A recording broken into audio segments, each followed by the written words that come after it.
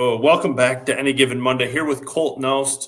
Colt, we have to start at the obvious place. Have you applied for your amateur status back yet?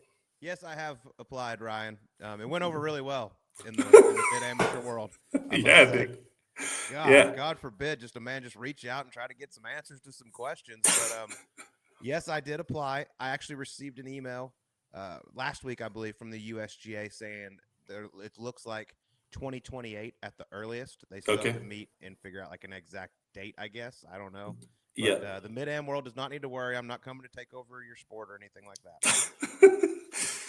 How did it start, Colt? I mean, did you do it like I know the tweet was like, now that people are pissed that I'm even talking about it, I'm going to do it. But had you thought about it before that and like off podcasting? Had you thought about it at all? Yeah, so actually, I've thought about it for a couple of years, just because now I'm in this world where I play just a couple of fun events a year, and most of them are pro scratches, Yeah. and I'm the pro, and the pro scratches I play in have some heavy hitters, and Yeah. I can't beat them, and so it kind of sucks. Like I'm competitive still, where I just don't want to donate. I would like to go out and try to compete a little bit. So I was like, heck, if I'm the scratch, then okay, Yeah. I might have a little bit of a chance here. So that was kind of Yeah. the first thought, and then the Walker Cup's always meant so much to me, and I Yeah. don't know if it would ever, if I even have a chance, or if being a professional matters. I have no idea, but I was like, hey, if you're an amateur, you probably got a little better chance than being Yeah.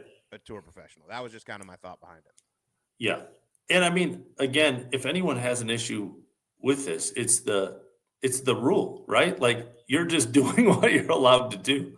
That's what I've tried to tell all these very reasonable, sensible people in my DMs that it's not me here. Okay, I'm not the one who made this up. Oh shit, that's funny. All right. Uh let's go back to your pro career and like stop playing. I asked, is there a moment, Colt, that you're like, I mean, you had an amazing amateur career, like one of the best in history, dominated in college, dominated on the amateur scene. Is there, looking back, I assume when you're a pro golfer, you don't think of it like that, but looking back, do you see moments like, oh shit, I'm not like something is there moments that thought like, man, this isn't for me? Is it off the course, on the course, both of those things? Do you remember particular moments or just like tired of grinding and like doing those things? Yeah, it was weird because I when I turned pro, I got off to a great start on the what was then web.com, now Corn Ferry, where I won twice right away, Yeah. and golf was pretty easy for about 24 months, if I'm being honest, going Mhm. back to amateur and then into there. And my PGA Tour career did not go the way I wanted it to. And then finally in like 15 and 16, things were going well. Like I was playing well. I was contending quite a bit. I think I had 8 top 10s in those 2 seasons. And I was finally starting to feel comfortable, but I had this nagging injury in my hand that just wasn't getting Mhm. any better. Ultimately ended up having to have surgery. Came back, had another surgery, went back, and being out as much as I did, when I came back, I just knew my game wasn't the same. And Yeah. in those 2 years, I'll be honest, like distance became even more important than it was back in 2007, 2008, back in then. And Mhm. I saw a lot of young, hungry kids coming up that just absolutely smashed it, and that just wasn't my game. And during that time, I feel like the PGA Tour, the way they set up golf courses has kind of changed as well from where I first started to where now it's they want to see driver's sexy. They want to see people to see them bomb Mhm. it, make tons of birdies, and that really is not how I always grew up playing the game, and that's fine. Like it kind of somewhat I would say passed me by. And then when I played out my major medical, I mean, I knew Phoenix was most likely going to be my last one unless something really special happened. I live here now. It's one of my favorite events. My family and friends are here. And so I wanted that to kind of be it. And I just knew my heart wouldn't be in it to go back to the Corn Ferry Tour. It's a great Mhm. tour, but at then I was soon to be 36 years old. And after being out on the tour for so long, to go backwards is hard. And to come up against 20, 21, 22-year-old kids that are excited to be out there on the Corn Yeah. Ferry Tour Yeah. Yeah. playing for the money they are, like Yeah. it's just totally different. And that's when I knew I was like, you know what, I'm going to take a little bit of a risk here. But I got offered the CBS role through the Golf Channel. Like I was going to work a Mhm. bunch of Golf Channel events just to see how it went.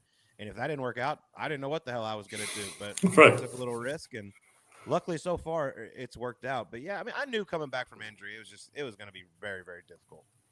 On that point of like short hitters in the PGA Tour changing, Colt, are guys like Brian Gay, Corey Pavin, yourself, that like either contended or won, and they were like, I mean, even back then, Brian Gay was like well behind a lot of guys in distance, but I mean, I don't know what he has, a bundle of wins. Like, are those days, not that they can't sneak in a win here or there, Cole, but you can't have a Brian Gay, or can you have a Brian Gay type career that far behind in distance? You can, but like Brian Harmon's had an unbelievable career, and we're around the Mhm. same age. It's kind of similar. Brian Harmon's not as short as everybody thinks he is. Like he gets it out there pretty good. But I would say, Ryan, the biggest thing is the way the game is taught now. So when I was growing up, and I started late. I started when I was 13 years old. But I was taught like we're going to learn how to hit fairways, hit it straight, and the distance and everything will come. Now all these kids are taught how to smash it, and then Yeah, they'll worry about hitting it straight or later. So I don't think golfers are brought up anymore to be precision players. They're yeah, trained to be, you better smash it. You better have 180 ball speed or you're not going to be able to make it in the world these days. And I think that's a shame. I mean, it's a good thing Justin Leonard, who I think is a borderline Hall of Famer. In my yeah, book, I would probably put him in the Hall of Fame. Like his career probably wouldn't be what it was if he yeah, played in today's. Brian Gay, Corey Pavin, absolutely not. I mean, yeah, I can't, I mean, there were so many guys when I was out there when Corey, I got to play in the same tournament as Corey a few times, but they're like, Corey Pavin's the best player in the world. Like where he played. I mean, I remember the playoff at yeah. Hartford where he was in the playoff with Bubba Watson and Bubba outdrove him by 110 yards on the first one. I was like, these two are tied through 72 holes. It's unbelievable.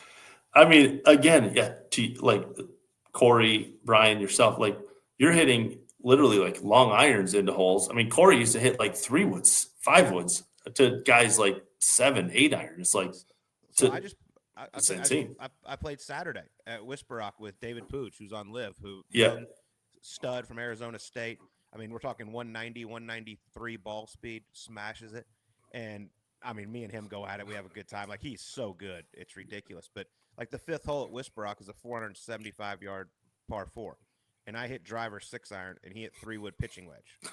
I'm like, I'm not going to beat him over time. Right. Like I Yeah. might beat him that one time. And I hit, and like I said, I'm one of the shortest guys. If I was out on the PGA Tour, I'd probably be the shortest guy right now. Yeah.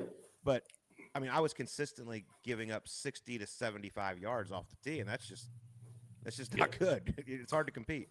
Yeah. Back to your transition of leaving, Colt, is playing and going to broadcasting.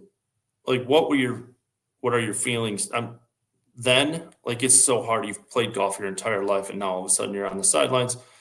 And then, like, did it take some time to develop a relationship with players? Like, y'all have your clicks out on tour, y'all like hang out with this group, and now you're reporting, and now, like, are you criticizing players? I assume that's probably the hardest part of your job, but initially when you went out, like, you're literally everybody else for the most part was like 10 years after their career's over. You went from the golf course to the booth. Was that the hardest part of like finding the balance of criticizing players you're literally playing with a few weeks ago? Yeah, I guess the one thing, I've always been kind of fascinated with broadcasting, and I mean, my mom told me like when I was a young kid, I would always act as a broadcaster watching football and stuff. So she's not surprised I'm doing what I'm doing. But I think Charles Barkley is one of the best in the business as far as keeping it fun, but also being informative. And he's Yeah. always been big about like, listen, I criticize you because you messed up. Like I'm just being honest here. And if you want to call me out or you want to sit and watch whatever you did right then and tell me I'm wrong, then okay.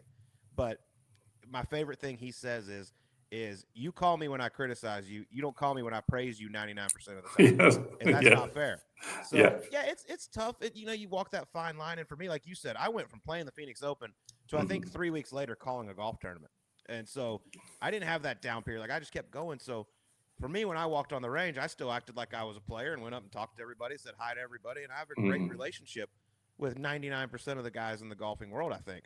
And so I hope they respect my job and realize like I'm just being honest when I say something, whether it's Yeah. good or bad. My hardest part is, not taking something a player doesn't want said and using it on the broadcast. Like that's where I always get a little nervous, like because I still go out to dinner with these guys when they're competing in tournaments and hang out, and they'll tell me stuff they probably won't tell others, and I'm just like, can I use that? If they say no, then I'm not going to use it because I never want to break that trust. Yeah. Did you miss the game? Do you miss playing, Colt? Did you miss it then? Do you miss it now? I mean, So I I know you love, still get it yeah, you get your fill of playing a lot, but yeah. But do you miss I mean, professional golf? I love playing. I do not miss the grind of practice. Hmm. I don't miss doing everything it takes to get ready to go. Nothing can replicate that adrenaline coming down the stretch on the back nine, having a good week, being in contention. Like that stuff's so much fun. But for me, like with the TV, like I still get adrenaline coming down the stretch of a big tournament with one of the last groups walking the fairways, and I'm like, this is just it's so cool. And as a golf nerd, as a golf fan, like walking alongside Rory McIlroy, Scotty Scheffler, Xander Schauffele, and these guys, like it is just so much fun. It's so cool to watch them go about their business and how they handle these big time pressure situations. So I'll always miss competing because I mean, that's Hmm. all I've ever done, right? Yeah. So that's what I know. That's what I've lived for, God, I mean, 20 years basically, Yeah. 22 years. And so, yeah, I always miss it. But I'll tell you this, Ryan, I've never been happier. I've never enjoyed work more than what I'm doing right now. Hmm. How did the Sleeves? I mean, how did Subpar start? Where you and Sleeves just playing mini? I mean, I remember Sleeves wearing the first mini tour my dad and I ever caddied on. Sleeves was wearing a visor upside down and backwards, and my dad's like, my dad was old school. He's like, "Who's that guy?" Yeah. And how did it come to be? How did Yeah. Subpar come to be? So I knew him in college. He went to TCU. I went to SMU. They're 45 minutes apart in the Dallas Fort Worth area. So we knew each other a little bit then. I mean, I wouldn't say we were best of friends or anything like that. But I joined Wishbrock in 2014. He was just finishing up playing. He was deciding to step away. I was renting a house out here to spend the winters to try to get better, and decided to move out here. And for a few years, like we always joked about doing some stuff, like when him and I go on the range with Gary McCord here at Wishbrock, who's the Godfather, who's kind of helped all of us, Hmm. helped me and Sleaze with our media careers so far. We hold court, we mess with everybody, have a good time, and we always joked we should probably see if we could do something together one day. And when I was hurt, I believe the first time, CBS called me and asked if I would want to do 3 events in the booth Hmm. just to try it and see how it goes. And so Yeah. my first one was LA at the Genesis, and I'm out there and I get a call from Scott Greenstein of SiriusXM. He's like, "Hey, I've heard a lot about you. I'd love to meet you. Heard you might be good at this media stuff." So I had lunch with him and his wife in the clubhouse at Riviera. And 10 minutes in, he's like, "All right, I'm going to give you a show. You get 1 hour on a Monday, once a week. Yeah. You want to do it?" I'm like, "Jesus, I don't know." I was like, Yeah. "Can I, like, am I by myself? Can I bring somebody on?" He's like, "It's your show. Do what you want." And Yeah. so I left there. I'll never forget. My wife picked me up, and I was like, "I just got offered a job to have this show, and they said I can bring sleaze." And so I'll never forget. So I told him, he was obviously super excited. We agreed to Yeah. do it. They said come up with a show name. I said Gravy and the Sleaze. They hated it, Yeah. but we won, and we got to use Yeah. the Yeah. name, and so we started rolling from there. I remember our first episode was like a week or two before the Masters, and I got Jordan Spieth to come on for 30 minutes and talk about Man. Augusta, and like it took off from there. Yeah. And then like a month later, golf.com called. The president of 8 a.m. Golf that owns golf.com is a member at Yeah. Whisperock out here, and he approached Sleaze and said, would you all want to do a podcast? And we were like, we can try it. Yeah. Sure. And then we filmed one of those, and our first guest was John Rahm. I mean, we're obviously very fortunate with the people we know and the people that are out here. Yeah. And John Rahm was in studio, and he was up and coming at the time, and we got him to rap Kendrick Lamar a little bit of his song, and it Pretty. did like 40. Yeah, it did like 40,000 views the first week, and we're like, damn, this could maybe be This. something. Yeah, we should renegotiate real quick. That's a couple of good first guests. Spieth on your Yeah. radio show and Ram. It's pretty good. All right. Let's go back to college. I did talk to your former teammate. I don't know if he texted you, but Wes Homan and I message today. So Wes has maybe the most unique. He now is a video game developer. Like the guy is in anything and everything. Yeah. Like most unique. All right. SMU. There is. Can you talk about captains meetings? Is that allowed on the podcast? I'm fine with it. Okay. All right. So your junior year, is that right? Colt, his senior year?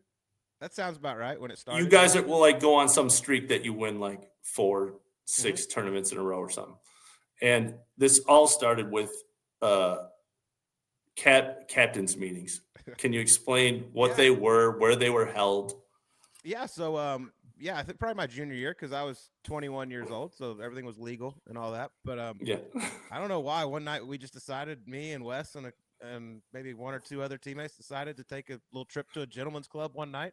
Yeah. And it happened to be the night before we left for a tournament. Like, it was nothing wild. We just went, hung Right. out, had a good time. Right. Yeah. We go to the tournament the next week. I believe it was Lafayette, Louisiana, and we win by like 100. Like, Yeah. over. And we're like, well, obviously that was the reason. I mean, it So had then to the be. next tournament, we do it again. So then we all of a sudden we started calling it captain's meetings, and Yeah. we did it like the night before we left for every single tournament, and we went on this crazy run. But that was always our joke, and our coach never knew until my Hall of Fame induction a couple of years ago. Are you serious? told him, That's and I such a mentioned- great part of the story. Yeah. So I mentioned captain's meetings. I said we'll always have our captain's meetings, and the couple of teammates that were there laughed. Obviously, Yeah. no one else knew what the hell I was talking about. And then we told Yeah. Coach that night, and he just started dying laughing. He's like, "That's amazing." Yeah, that was our little tradition. It was fun. It was the same gentleman's club? I mean, did you kept it the same, or I mean, there's a multiple in Dallas, but Well, we kept it the same in Dallas, but I do remember there was one when we made the trip over to Hawaii. oh, that we okay. ventured out to and snuck, and we literally were there for like 10 minutes just to Yeah, see if just it to worked. say, yeah, you Yeah, can't just to you say, hey, we can't went, mess we up the went, mojo. And I believe we won that one too. So All right, I'm going to read the next part of this in his words so I don't get blamed for how it is. It says wasn't recruited much. Okay. He said he didn't. Oh, you talked about your poker. We'll get to that. But he was like, he's the only guy on our team that needed to work out, and somehow he's the only one that didn't have to run ladders or every stair in the football stadium. I still have no idea how that happened. yeah, How did you get out of it? I had a good chiropractor that told me I shouldn't be running. Oh, okay. Yeah. Hey, all Coach cared about. I'll tell you a real funny story about that. Okay. So I was obviously anti-running. I still am, and not really big Yeah. on the working out. But we went to a tournament at Birmingham, Alabama, at Shoal Creek. We played horrible, and Yeah. we're going into the final round, and we're doing a back-to-back tournament, so we're not going home in between. We're going to Vanderbilt the next week. Yeah. He goes, high round doesn't is going home. We're bringing somebody else in. Okay. Okay. I played horrendous. He goes like, change of plans. We're not doing this. Colt's staying. Somebody else is going home. Fast forward to the next week. He was so mad with how we're playing.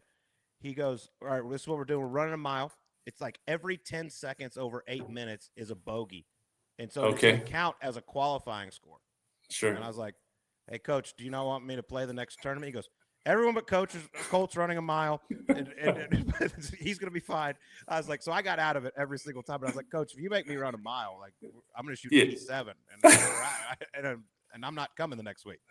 But I got a special couple of rules. If you play well, they let you do your own thing sometimes. Yeah. I mean, it's very much. I mean, that is always it. Like, there's rules for everyone, and if you're playing well, it's all the time. Okay. You don't drink, or you didn't drink back in college, and you played poker. And did you make is that how you got just like extra money? You played online poker at night, Wes said? I played a lot of poker in person and online. Yeah, I wouldn't say I made a ton of money doing it, but I made some side cash.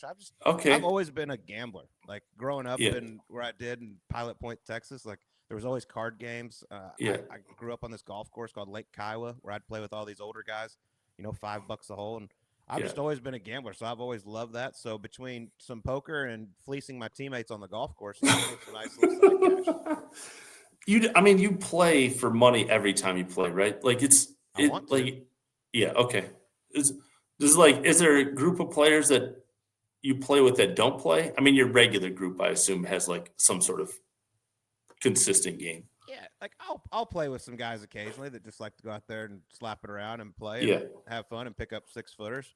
It obviously doesn't get my attention. I enjoy, like I like the shit talking. I like the action going back and forth. I don't want it to be to where anybody gets hurt or anything like that, but I want something on the line. I think it's fun. And I think honestly, parents get mad at me, but I think kids should gamble. I think when you're playing 100%. for your own money, you learn how to play under pressure.